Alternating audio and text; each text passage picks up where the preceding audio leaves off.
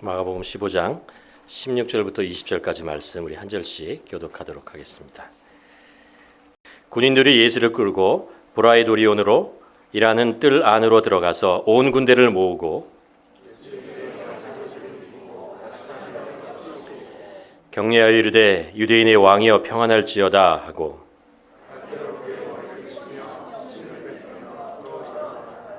희롱을 다한 후 자색 옷을 벗기고 도로 그의 옷을 입히고 십자가에 못 박으려고 끌고 나아가니라. 디모데후서 4장 말씀을 하나 더 보도록 하겠습니다. 디모데후서 4장 6절에서 8절 한 절씩 또 교독하시겠습니다. 전제와 같이 내가 벌써 부어지고 나의 떠날 시간이 가까웠도다.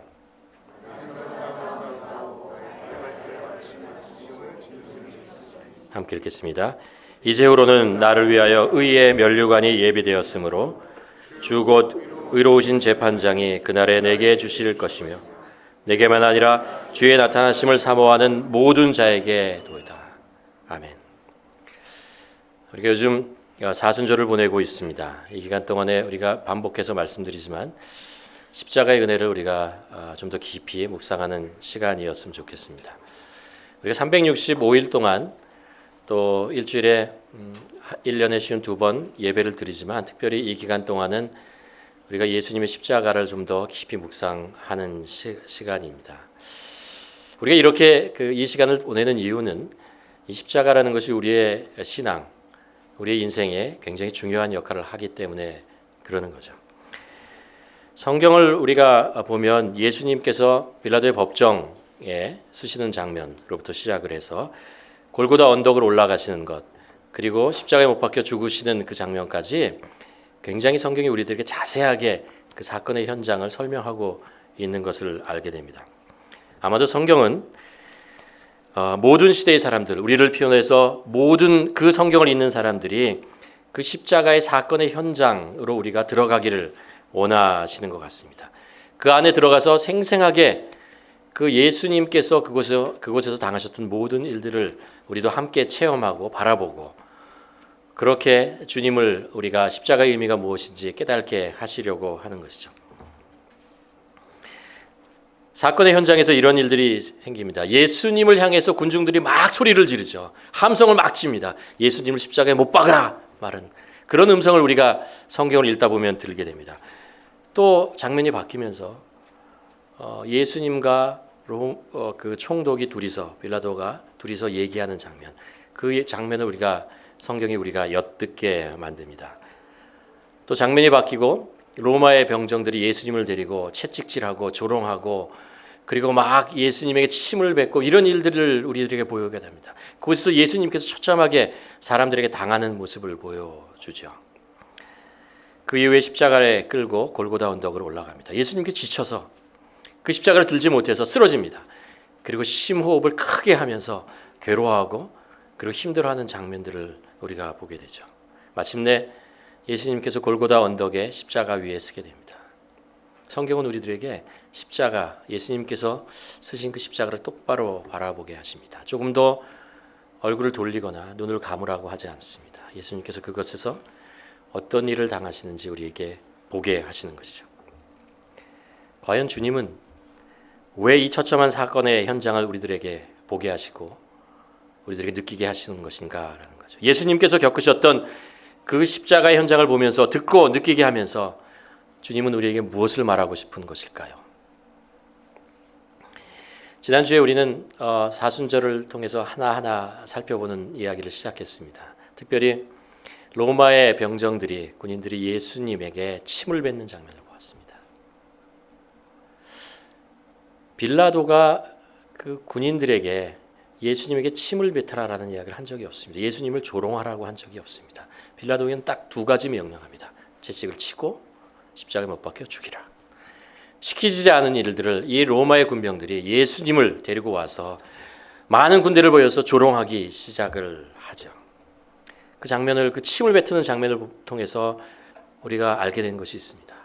뭐냐면 우리들의 안에도 이들과 같이 똑같은 야수의 본성을 가지고 있다는 것입니다. 우리 자신을 돌아보면 이 병정들이 가지고 있던 로마의 군인들이 가지고 있던 그 야만적인 행동들, 야만적인 생각들이 우리의 마음속에도 가지고 있다는 것을 알게 됩니다. 그래서 로마의 그 병정들의 침, 예수님의 그 얼굴에 묻으신 그 더러운 침, 수치스러운 침을 보면서 우리 안에 있는 죄를 보게 되죠. 죄의 본성을 알게 됩니다. 그리고 회개하게 되죠.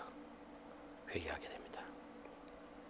오늘 우리가 본문을 보면서 성경에서 또 우리를 십자가의 현장으로 데려갑니다. 특별히 우리가 주목해서 볼 것은 가시 면류관입니다. 예수님께서 쓰셨던 가시 면류관이죠. 이에 빌라도가 예수님을 데려다가 채찍질하더라.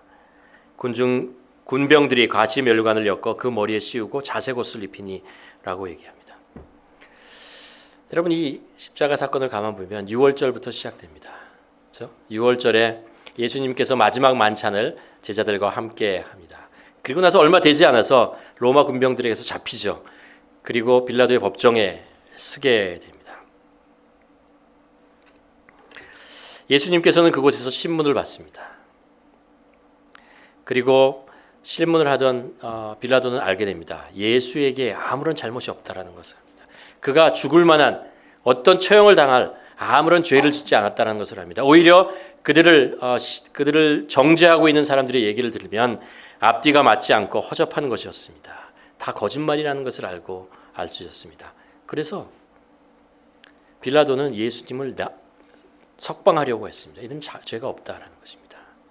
그런데 유대인들이 반발이 거칠어졌습니다. 빌라도는 당황할 수밖에 없었습니다. 아니, 아무 죄도 없는 이 청년을 왜 죽이려고 하느냐? 같은 동족인데 왜 이렇게 처참하게 십자가형에 죽이려고 하는가라는 거죠. 그러나 그럼에도 불구하고 너무나 그 유대인들의 폭동이 일어날 것이 두려웠기 때문에 결국 두려운 마음에 말도 안 되는 판결을 내립니다. 너희 마음대로 하라는 거죠. 너희 마음대로 십자가에 죽고 싶으면 죽이라라는 것입니다. 나는 이 판결에 아무런 죄가 없다. 그리고 손을 씻어버려요. 그리고 로마 군병들은 빌라도의 명령대로 채찍질을 합니다. 여러분 아시잖아요. 그 채찍질에 납덩어리가 끝에 달려 있었습니다. 그래서 그것을 치면 살점이 떨어집니다. 예수님의 등을, 그리고 허벅지를, 그리고 가슴을, 팔을 그냥 쳐댑니다. 치고 또 치는 거죠. 그럴 때마다 피가 튀고 살점이 날라고 비명소리가 나고 신음소리가 들려옵니다. 그리고 더 이상 견디지 못하고 쓰러졌을 때 채찍을 멈추고 관절을 들어가서 조롱을 하죠. 인격적인 모독을 합니다. 오늘 본문에서 이렇게 기록합니다. 예수에게 자색 옷을 입히고 가시관을 엮어 씌우고 격려하여 이르되 유대인의 왕이여 평안할지어다 하고 갈대로 그 머리를 치며 침을 뱉으며 꿇어 절하더라. 마치 왕인 것처럼 있잖아요. 자색 옷을 입히고 그리고 갈대를 이렇게 지팡이처럼 주고 그리고 가시관을 만들어 가시로 관을 만들어 가지고 그 머리에 씌웁니다. 가만 생각해 보면 예수님은 면류관을 쓰셔야 될 분입니다. 성경이 뭐라고 얘기하고 있습니까? 예수님은 하나님의 본체시라고 얘기합니다. 하나님과 동등된 분이라고 우리에게 얘기를 하고 있죠. 성경에 보면 면류관이라는 단어를 원어로 두 가지를 사용하고 있습니다. 하나는 뭐냐면 이게 디아데마라는 단어인데요. 이게 둘러매다라는 거예요. 이게 왕관을 이렇게 쓰는 것처럼 둘러서 이렇게 쓰는 거 있지 않습니까? 누가 쓰는 거예요? 왕이 쓰는 거예요. 예수님은 누구십니까? 왕이 아니십니까? 우리들의 왕이시고 천지를 지으신 분이고 하나님과 동등된 분이십니다. 당연히 왕관을 쓰시고 왕좌에 앉으셔야 될 그런 분이었습니다. 또 하나 이 면류관이라는 단어를 사용하는 것이 뭐냐면 스테파노스라는 단어입니다. 스테파노스는요, 로마 시대의 그 운동 선수들이 막 운동을 하고 열심히 운동을 해서 상을 받으면 1등을 하면 상으로 이렇게 주는 것입니다. 그 면류관 얘기를 합니다. 우리가 잘 아는 스테반이라고 하는 사람 있지 않습니까? 첫 번째 순교했던 예수님의 제자가 스테파노스라는 말에서 나오는 거죠. 그래서 로마 병정들이 예수님이 지금 십자가에 달리시는 것이 무슨 영적인 의미가 있는지 알았는지 모르겠지만 예수님은 지금 운동선수처럼 이 세상의 사명을 가지고 목표를 향해서 가셨습니다. 십자가에 못 박혀 죽으시는 것은 예수님께서 원하셨던 것입니다. 누가 강제로 하는 것이 아니고 예수님께서 선택하시는 것입니다. 그것을 위해서 고난을 당하시고 핍박을 당하시고 수치를 당하시고 그리고 십자가에 올라가셔서 죽으시는 거죠. 예수님이 십자가에 죽으시고 부활하신 그것은 왕관이에요. 면류관을 쓰시는 것이었습니다. 예수님은 마땅히 디아데마라고 하는 왕관을 왕이 쓰는 것을 써야 됐지만 하나님께서 이 땅에 보내셨습니다. 사명을 주시고 보내셨고 그것을 위해서 평생을 사셨고 33년의 짧은 생활이었지만 그것을 위해서 최선을 다하고 마지막에 죽으심으로 스테파노스라는 그 면류관을 쓰게 된 것입니다. 말씀을 가만 보면 우리 신앙에 이런 생각을 하게 됩니다. 여러분, 우리가 예수님을 믿지 않습니까? 그러면 우리들에게 특별한 지위가 주어집니다. 하나님의 아들이에요. 영원한 생명을 얻은 자들입니다. 그리고 하늘나라의 시민권을 가진 자입니다. 왕 같은 제사장이죠. 택한 족속입니다. 우리는 정말 감당할 수 없는 그런 지위와 명예와 이런 것들을 예수 그리스도를 믿음으로 우리에게 받았습니다. 그러나 이것으로 끝나지 않습니다. 우리가 이 땅에 사는 이유가 있어요. 예수님께서는 우리에게 사명을 주셨습니다. 사명을 주셨어요. 이 땅에 살아야 될 이유가 있는 것이죠. 어떻게 생각해 보면 우리가 이 세상을 살다가 죄를 짓고서 죽을 수밖에 없었다면, 예수님을 믿고 나서 내가 구원을 얻었다면 그것이 끝이죠. 그리고 하늘나라 가야 되지 않겠습니까? 하나님과 함께 살아야 되지 않겠습니까? 이 세상에 무슨 미련이 있습니까? 근데 그렇지 않다는 거예요. 예수님께서 이 땅에 우리를 남겨놓으신 이유가 있습니다. 이 땅에 사시게 하는 이유가 있다는 것입니다. 바로 생명의 길을 여는 것입니다. 구원의 길을 열어가는 것, 그것이 우리가 이 땅에서 해야 하는 것이죠. 사도 바울은 그래서 이렇게 고백을 합니다. 나의 선한 싸움을 싸우고 나의 달려갈 길을 마치고 믿음을 지켰으니 이제후로는 나를 위하여 의의 면류관이 준비되어 있다는 거죠. 의의 면류관이요. 그 스테파노스라는 면류관이 준비되어 있다라고 얘기하고 있는 것입니다. 여러분, 우리가 이 세상에 열심히 살아야 될 이유가 있습니다. 왜냐하면 의의 면류관을 하나님께서 우리를 위해서 준비하고 계시기 때문에 그런 것입니다. 저희가 지난번에 계속해서 예수님은 누구신가에 대한 말씀을 나누면서 우리가 수요 예배 때 그 아브라함에 대한 이야기를 좀 나눴습니다. 어떻게 제목으로 말씀을 나누냐면요, 100년 동안 하나님과 동행했던 사람, 아브라함입니다. 75세에 하란에서 하나님의 부르심을 받고 175세에 죽었을 때까지 하나님과 동행했던 사람, 한결같이 끝까지 사도 바울이 얘기한 것처럼 선한 싸움을, 달려갈 길을 다 가고 믿음을 지켰던 사람. 여러분, 이 말씀을 가만 보면서 여러분과 저도 그렇게 살아야 되지 않겠습니까? 여러분도 그렇고 저도 그렇고, 이 믿음이라고 하는 것, 선한 싸움, 끝까지 마지막까지 최선을 다해서 우리가 살아가는 것, 우리가 이 세상에 덤으로 사는 인생, 예수 그리스도의 보혈의 피로 살아가는 우리로서는 이 생명의 한순간 한순간이 너무나 소중하고 너무나도 중요한 것입니다. 제가 이런 좀 말씀을 드렸습니다. 여러분, 100세까지 사실 준비를 하십시오. 100세까지 사실 준비를 하시라니까요. 100세까지 하나님과 동행하는 삶을 사실 그런 기대를 가지고 사십시오. 100세까지 살지는 모르지만 우리가 그런 기대를 가지고 나에게 주어진 시간에 대해서 준비하고 계획하고 최선을 다해서 살아가는 사람이 되어야 한다는 것입니다. 왜요? 의의 면류관이 우리를 기다리고 있기 때문에 그렇습니다. 그 면류관을 받을 때 부끄럽지 않게 하기 위해서. 그렇죠? 나 이거 받을 자격 없어요. 물론 없죠. 그러나 주님께서 네가 적은 일에 충성하였으니 이것을 받아야 된다라고 말씀하시는 거 있잖아요. 우리 인생에 그런 것들이 우리에게 주어질 것을 기대하며 살아야 할 것입니다. 성경은 이렇게 얘기합니다. 마지막 때 영광의 면류관, 생명의 면류관, 의의 면류관, 기쁨의 면류관이 우리를 기다리고 있다라고 얘기하는 것입니다. 믿음을 지키라. 한 번 더 생각해 봅니다. 믿음, 참 믿음이라는 것은 무엇입니까? 우리는 믿음을 지켜서 어떻게 살 것인가? 저는 참 믿음을 이렇게 정의하고 싶습니다. 믿음이 내 인생 전체를 통해서 움직이는 동사가 될 때 그것을 참 믿음이다. 무슨 말씀을 드리려고 하느냐 하면, 우리는 우리의 신앙을 정의하는 좋은 단어들을 가지고 있습니다. 은혜, 사랑, 용서, 긍휼, 자비, 이런 것들을 우리가 알고 있습니다. 그리고 그것이 뭔지 알아요. 누가 정의하라 그러면은 얘기할 수 있어요. 사랑은 이런 것이다. 그렇죠? 그리고 은혜는 이런 것이다. 라는 것을 얘기했습니다. 그러나 그것이 우리의 머리에만 남아 있으면 아무 의미가 없다는 거예요. 그게 사랑하다, 용서하다, 자비를 베풀다, 은혜를 베풀다, 이런 것을 우리 삶 속에서 동사로 변해질 때, 그것이 실제로 움직이는 모양으로 나타날 때, 그때 비로소 우리의 신앙이 참 신앙이 되었다라고 얘기할 수 있는 거죠. 어제 토요기도회 때 오상호 목사님이 디모데 후서 전서의 베드로 전서에 대한 말씀을 나눴습니다. 그러면서 고난의 때에 어떻게 살아가느냐라는 말씀을 나눴습니다. 고난이 오면 그럼 우리가 겸손해지지 않습니까? 겸손하게 살아야죠. 그래서 기도하게 되죠. 평소에는 그냥 습관처럼 기도하지만 우리가 고난이 찾아오면 무릎을 꿇어요. 간절함이 생깁니다.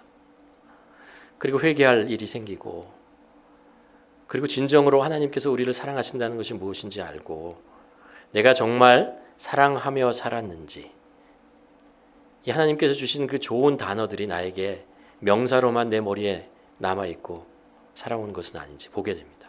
과연 나는 어떻게 이 좋은 단어들을 내 삶 속에서 동사가 되도록 움직이는 모양으로 살 것인가 라는 그런 고민을 하고 되고, 그것이 우리의 기도 제목이 되는 거죠. 야고보서 기자는 이렇게 얘기합니다. 영혼이 없는 몸이 죽은 것이 행함이 없는 믿음은 죽은 것이다.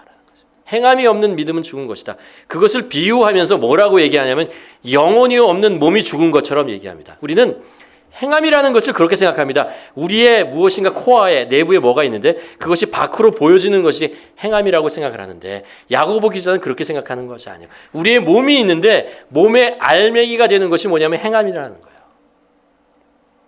영혼 있어야 되는 것처럼, 몸에 영혼이 있는 것처럼 우리의 믿음에는 행함이라는 그 핵심이 있어야 된다라고 얘기를 하는 것입니다. 그것이 참된 믿음이죠. 참된 믿음을 우리가 가지고 있어야 된다라고 얘기를 합니다. 어쩌면 우리가 지금 어려움을 겪고 있을 때, 이때 참된 믿음을 어떻게 실천할 것인가를 한번 질문해 볼 필요가 있습니다. 그래서 우리가 코비드-19 같은 거 이렇게 오면은 우리의 건강을 걱정하고, 우리 가족의 걱정하고, 어떻게 하지? 이런 두려움과 걱정이 있지만, 한번 이것을 믿음으로 한번 생각을 해보면, 믿음이라는 건 뭐예요? 믿음의 대상을 믿는 거 아니에요. 하나님께서 우리의 삶의 주인이시고 우리 삶을 인도하신다는 것이 바로 믿음 아닙니까? 그렇다면 이 믿음을 가지고 있는 나는 어떻게 살아야 되는가? 그렇게 되면 나는 어떻게 이 코비드-19을 이겨낼 것이냐라는 질문을 넘어서서 다른 사람들은 이것을 어떻게 이겨내고 있을까? 다른 사람은 이것으로 어떻게 힘들어하고 있지는 않을까? 그들에게 내가 무슨 말이라도 한마디 해줄 수는 없을까? 어떻게 기도할까? 이런 생각을 우리가 하게 되는 거죠. 어쩌면 이때가 우리의 믿음을, 너의 믿음을 보여라 라고 말씀하시는 하나님의 음성이 우리들에게 들려진 때 아닌가 생각됩니다. 예수님께서 쓰셨던 면류관은, 두 번째 우리가 생각할 게 뭐냐면, 그 면류관은 뭐냐면요, 가시면류관이었어요. 가시면류관. 지금까지 얘기했던 그 왕이 썼던 그 화려한 면류관 아니었어요. 운동선수가 1등을 하고면 주는 그런 어떤 멋있는 그 면류관이 아니었어요. 예수님께서 쓰셨던 면류관은 가시면류관이었습니다. 이 이야기는 그 면류관을 쓴 재질이 가시다라는 이야기를 하고 싶은 것이 아니고, 예수님께서 면류관을 쓰신 그 의미가 무엇이냐라는 거예요. 왜 십자가 위에서 그 면류관을 쓰셨느냐라는 이야기를 하고 싶은 것이죠. 로마의 병정들은 가시나무를 꺾어가지고 그걸로 이렇게 둘둘 말아서 관을 만들었습니다. 만들어서 예수님께 씌우신 이유가 뭐예요? 예수님께 고통을 주기 위해서 그런 거예요. 아픔을 주기 위해서 그런 거예요. 수치를 주기 위해서 그러는 거예요. 이것을 통해서 피가 나게 만들기, 고통을 주기 위해서 그랬다는 거예요. 그러나 사실은 가시멜로가는 예수님께서 선택하신 겁니다. 선택하신 거예요.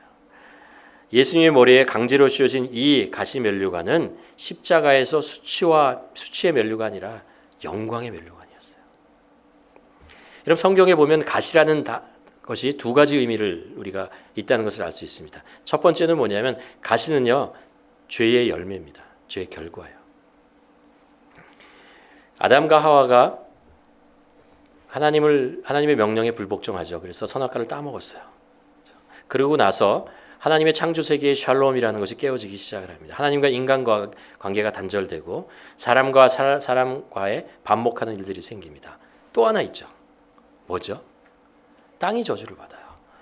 그래서 땅이 엉겅퀴와 가시덩굴을 내게 됩니다. 인간의 죄가 땅에서부터 가시덩굴을 내게 되는 그런 일들을 우리가 알 수 있습니다. 이스라엘 백성들이 가나안 땅으로 들어갑니다. 그리고 하나님께서 정복하라, 그곳에 있는 민족들을 진멸하라고 얘기하십니다. 우상을 섬기고 죄로 물드는 그들에게 네가 안 물들 방법이 없다라는 것입니다. 그러니까 그들을 진멸하라고 얘기합니다. 처음에 그렇게 해요. 그러다가 얼마 시간이 지나고 조금씩 타성에 젖으면서 에이 그냥 같이 살지, 그렇게 힘들게 목숨 걸고 그렇게 할 필요가 있어? 라고 하면서 그냥 그들과 함께 지내는 방법을 선택하게 됩니다. 근데 하나님께서 그들에게 이런 경고를 합니다. 너희 중에 그들이 너희에게 옆구리를 찌르는 가시와 같이 너희를 괴롭게 되리라는 거예요. 하나님의 말씀에 불순종한 결과가 뭐예요? 가시예요. 옆구리에 나를 찌르는 가시. 죄는 우리 안에 있는 하나님의 이미지, 하나님의 형상을 파괴합니다. 그리고 그곳에 우상의 형상을 집어넣어요. 우상의 형상은 가시예요.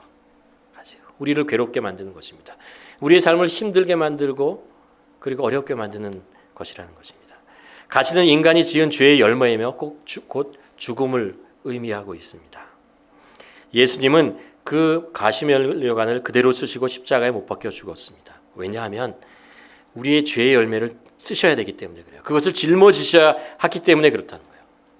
여러분, 우리가 복음에 대한 이야기를 할 때 죄에는 뿌리가 있고 열매가 있다라는 이야기를 했어요. 죄의 뿌리라는 것은 우리 마음속에 하나님을 두기를 싫어하는 거예요. 그게 죄의 뿌리입니다. 그렇게 되면 죄의 결과를 맺는다고 그랬어요. 사도 바울은 1장에서 그것을 로마서 1장에서 이렇게 얘기를 합니다. 사람들은 온갖 불의와 악행과 탐욕과 악의에 가득 차다라는 거예요. 시기와 살이와 분쟁과 사기와 저기감, 수군거림, 중상, 하나님을 미워하고 불선한 것, 오만한 것, 자랑하는 것, 악을 꾸미는 것, 모략군, 부모를 모욕하는 것, 거역하는 것, 우매하고 신의가 없는 것, 무정한 것, 무자비하는 이 열매들을 우리는 죄 때문에 계속 맺어진다는 거예요. 맺어간다는 것입니다. 그런데 그 가시, 죄의 열매인 가시, 그것을 예수님께서 머리에 쓰고 가신 것입니다. 우리 죄를 용서하시기 위해서 그러는 거죠. 그 죄의 무게를 하나님께서, 예수님께서 머리에다 다 짊어지고 십자가에 올라가신 것입니다. 왜 그랬다고요? 용서하기 위해서 그런 거예요. 죄의 삭은 사망이잖아요. 인간이 그 죄의 무게를, 죄의 열매를 지고 그 열매를 맺어가고 있는 것을 볼 수가 없었기 때문에 그렇습니다.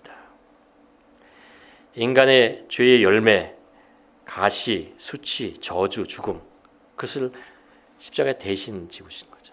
그러니까 십자가에서 예수님께서 면류관을 쓰셨는데 가시 면류관을 쓰셨다면 우리가 바라봐야 됩니다.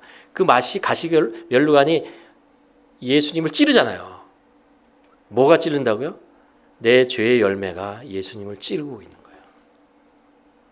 그래서 그곳에 고통이 있고 신음이 있고 피가 흐르는 것입니다.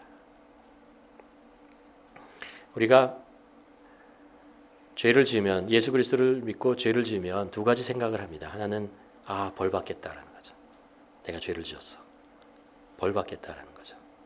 그러나 이것보다 더 우리가 강력한 것이 있습니다. 뭐냐 하면 이 죄가 예수님을 다시 십자가에 고통 속에 집어넣으시는구나 라는 거예요. 나를 사랑하기 위해서 사랑하셔서 십자가에 못 박혀서 죽으시고 그 가시 면류관을 쓰셨는데 나의 죄의 열매 때문에 내가 이 죄로 또 한 번 예수님의 머리에 가시를 찌르는구나. 그런 생각을 한번 해보시길 바랍니다. 그게 우리가 사순절 기간 동안에 십자가를 바라보며 예수님의 그 가시 면류관을 한번 쳐다볼 이유입니다. 또 하나, 성경에서 가시라고 하는 것은 고난을 얘기합니다.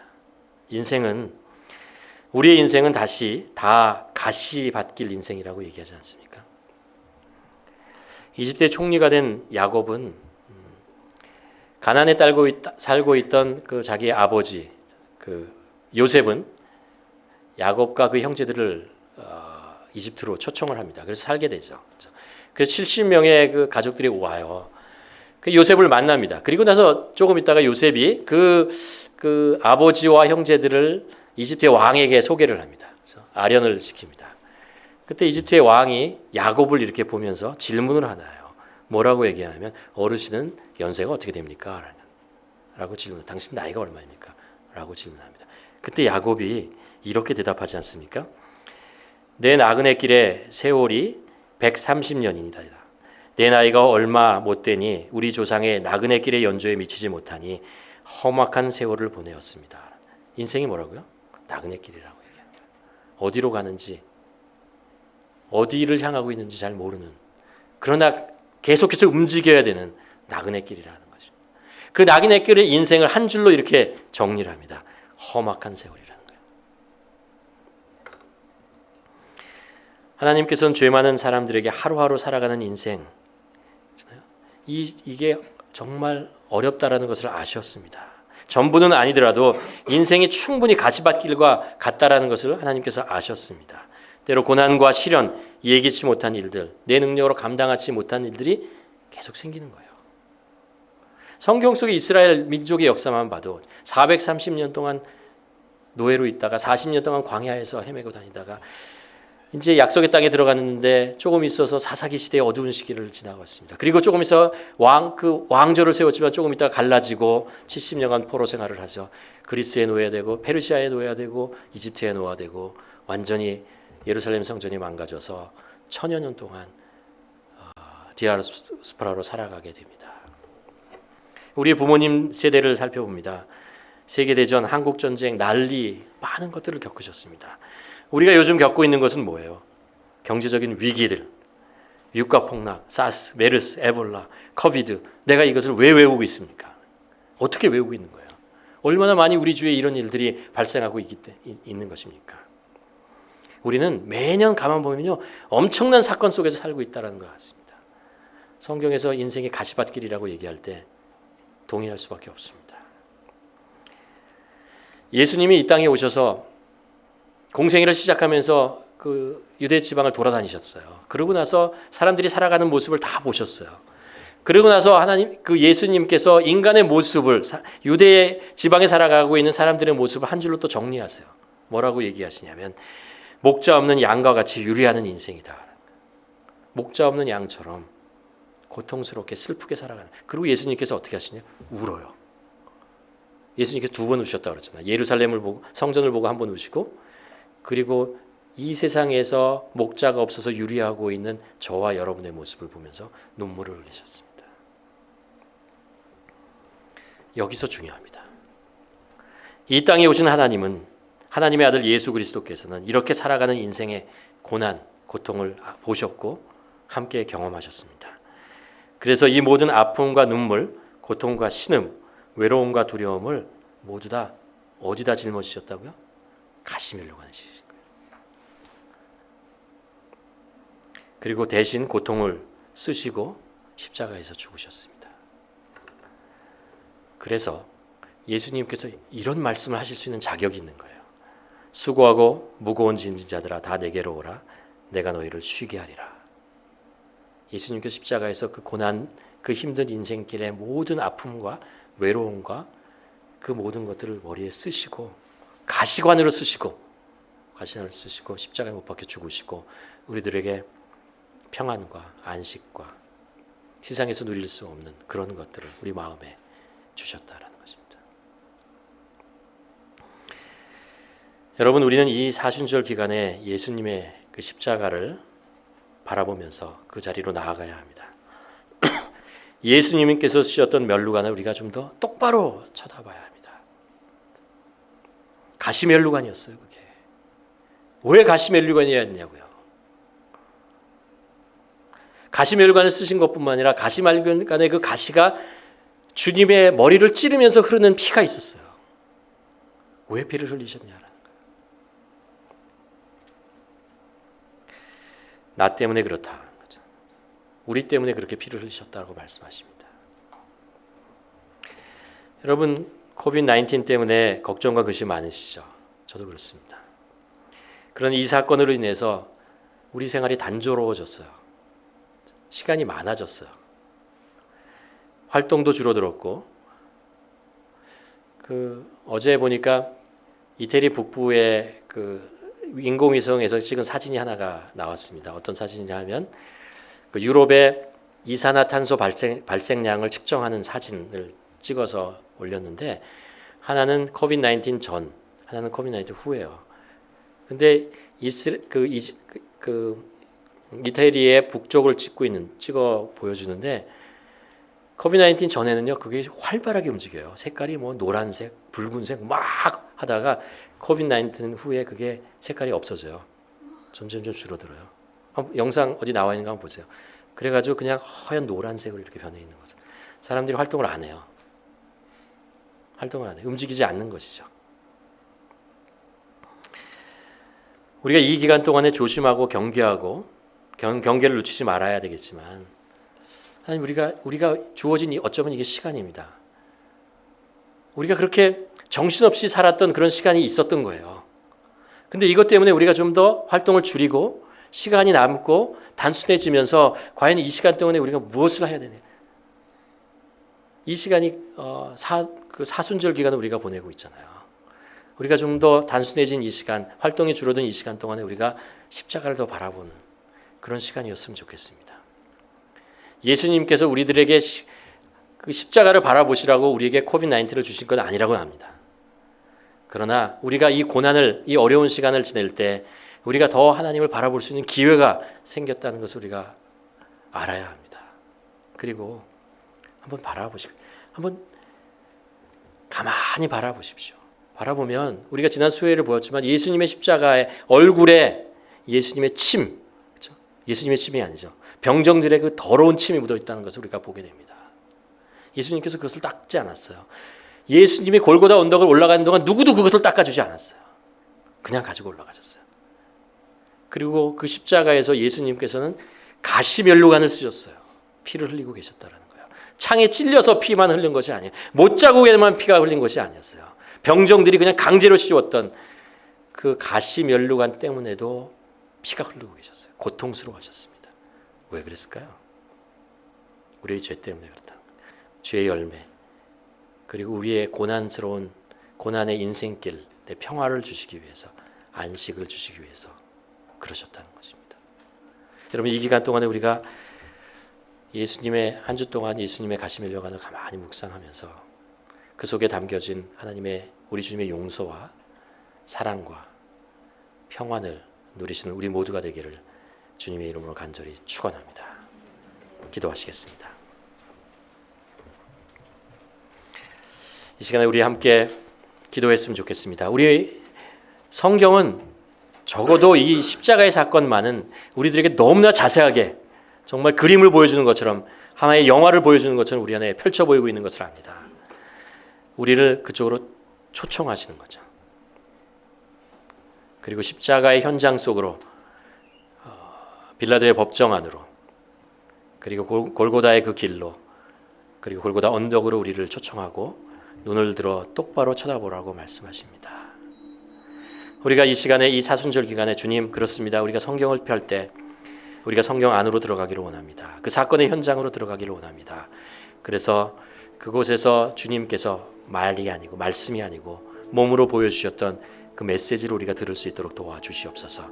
주님께서 당하셨던 그 수치와 고통 속에 담겨져 있는 의미가 무엇인지를 우리가 깨닫게 하여 주시옵시고, 그것을 인해서 우리의 삶을, 우리의 생명을 살리시는 주님의 은혜를 깨닫게 하여 주시옵소서.